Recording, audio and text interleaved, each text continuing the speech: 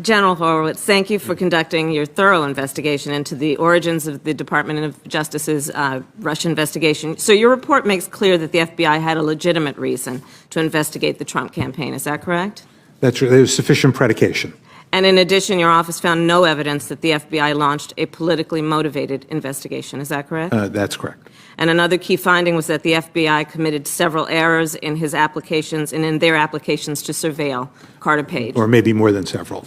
And as the FBI Director Wray himself has acknowledged, your investigation found serious FBI misconduct that needs to be addressed, and Director Wray also said that the FBI fully accepts your investigation's findings. Is that correct? On the other hand, Attorney General Barr has been highly critical of your findings. During the final stages of your investigation, he even embarked on his own personal investigation by meeting with foreign leaders in foreign lands, apparently in search of evidence that contradicts the fact that Russia interfered in the 2016 United States presidential election to benefit Trump. Clearly, Barr's investigation, which was launched to do the bidding of President Trump, has two objectives. One, to undermine the integrity of our intelligence community. The goal, to cast doubt on the finding that Russia interfered in the 2016 election in order to benefit the Trump campaign. And two, to intimidate the men and women of our intelligence community by suggesting that our national security professionals will face serious consequences if they investigate wrongdoing on the part of this president or his operatives. So, General Horowitz, I appreciate your extensive work and the work that your office has devoted to this investigation. But in addition, you have the power and the duty to investigate misconduct committed by the Attorney General of the United States, who is doing the bidding of the President to undermine our intelligence community. And I trust you take that duty seriously. I do, and I'd just like to add that under the law, under the Inspector General Act, it carves out from my authority the ability to look at misconduct by department lawyers from the line lawyer all the way to the top and the Attorney General. But history has also shown us that the Inspector General can participate in an investigation of the Attorney General, and that in fact happened with General Gonzalez. Do you recall that? That happened, and it's worth noting, that happened after the Attorney General said our office was not going to get the case, that it was going to go to the Office of Professional Responsibility, and the choice for our office was whether to join that investigation or not. But that wasn't initiated through us. So that's the important point. The law has to change, Senator, and it should change. So are you recommending the law? Absolutely. If I propose legislation that would change the law, would you support that? Yeah, absolutely. In fact, there's legislation. Senator Lee has sponsored, several members have co-sponsored. The House has passed this unanimously. And you would support it? Absolutely, 100%. Okay. So it was recently reported that the President's personal attorney, Rudy Giuliani, asked Ukrainians to help search for dirt of the political rivals of the President. In exchange for the help, Giuliani offered to help fix criminal cases against them at DOJ. Giuliani and his associates, two of whom have been indicted and are now in federal custody, allegedly reached out to a Ukrainian energy tycoon who faced legal problems in America. In exchange for helping find dirt on the President's political rivals, Giuliani's associates reportedly connected the Ukrainian with lawyers who could get a top-level meeting at the United States Department of Justice. In essence, Giuliani's scheme was an attempt to trade get-out-of-jail-free cards for political favors. As part of Giuliani's plan, Attorney General Barr met with the Ukrainians' lawyers, who asked that the Department of Justice withdraw evidence in the tycoon's bribery prosecution. Earlier today, you said you are not investigating matters related to ongoing Ukraine issues. Does that mean that you have decided not to investigate these incidents? No. As I think mentioned in a recent letter, and I've been in touch with fellow IGs who've been asked by members to look at those issues. We've been in communication with each other. I think as Mr. Fine, the Defense Department IG, wrote to several members of Congress, he was foregoing at the time undertaking any work while the House investigation proceeded and any matters here in the Senate. And as I mentioned, we will look accordingly at any action that we have the jurisdiction to review, getting back to the Earlier Section 80 discussion. No other IG has that limitation, by the way. So they can investigate their secretary, deputy secretary, administrator, whomever. I just point that out because that's important to keep in mind as we get requests. And why are we different than the State Department IG, the EPA IG, the other IGs? Couldn't agree with you more. Do you agree that if true, Giuliani's scheme is alarming? I think anything like that would be very concerning.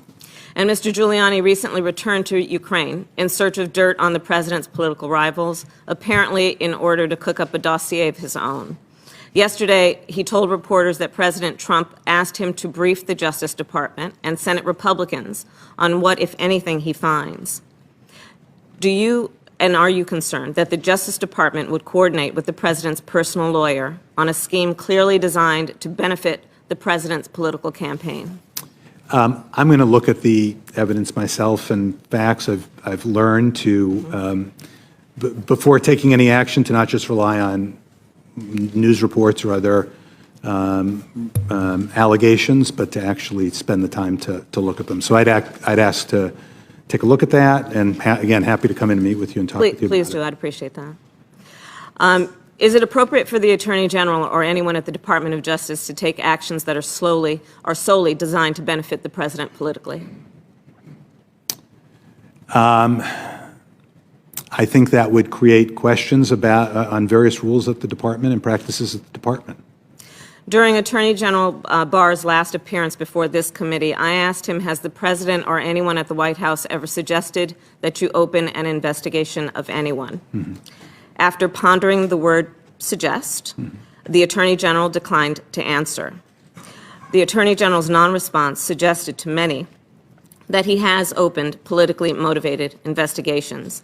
Indeed, we know that during a call with the president of Ukraine, President Trump said that Attorney General Barr would follow up regarding the quote-unquote favor that the president demanded. Did the Attorney General or anyone at Justice follow up with the president's call? I don't know the answer to that question. And Does again, anyone in your office know the answer to that question? I don't believe anybody in my office would know it. And frankly, again, it gets to the question of a decision by the Attorney General whether to open an investigation or not, which in most instances, I won't foreclose it completely, but in most instances would fall squarely within the prohibition on my jurisdiction. President Trump's phone conversation was an apparent effort to solicit foreign interference in the 2020 election. And the call involved officials at multiple agencies, including the Department of Justice, the State Department, the Office of Management and Budget, and others. Are you working with the inspectors general of these various agencies on that issue? As I mentioned, allegations that come in, we'll talk with our fellow IGs. On that specific one, are you working with other IGs? We're not. I don't have any ongoing work at this point. Again, I'm not sure what my legal, if I'd have a statutory authority to look at actions by lawyers at the department related to misconduct. Have you been approached by any other IGs to work with them on an investigation that related to that phone call? I'll say we've had discussions generally. I don't know whether other IGs at this point have or do not have ongoing investigations. You've had conversations generally about this phone call? About generally Ukraine-related matters and discussions generally. How about specifically about this phone call? I don't recall, as I sit here, discussions about it, but again, I have to. You have to refresh your memory? Refresh my recollection on this issue. I've obviously been spending a fair amount of time preparing to deal with the 400-plus page report that we're talking about today. Involving Ukraine? Yeah. Yeah. No, I'm sorry. Right. Yeah. Okay. The American system of justice was founded on the principle of equal justice under the law, and that principle obviously means that there cannot be one system of justice for one group of people and a different system of justice for others. And I have spent my career fighting for equal justice, and I'll tell you that everybody in a Department of Justice obviously has a duty to make sure that people get a fair shot. Unfortunately, recent reports suggest that the actions taken by the Justice Department leaders fall far short of their obligation to pursue equal and even-handed justice. For example, in 2011, the Department of Justice Office of Legal Counsel issued an opinion that paved the way for states to legalize online gambling.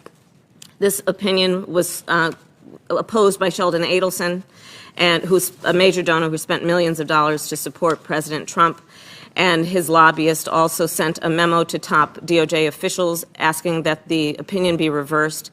And of course, then the OLC reversed the 2011 opinion in January of 2019. Has your office investigated whether political considerations motivated the Department of Justice's abrupt reversal of online gambling? I'm fairly confident that we would be barred from doing that by the statutory prohibition. I don't think we would have legal authority to look at why the Office of Legal Counsel made a decision one way or the other unless there was a criminal allegation connected to it. My time is up. Thank you.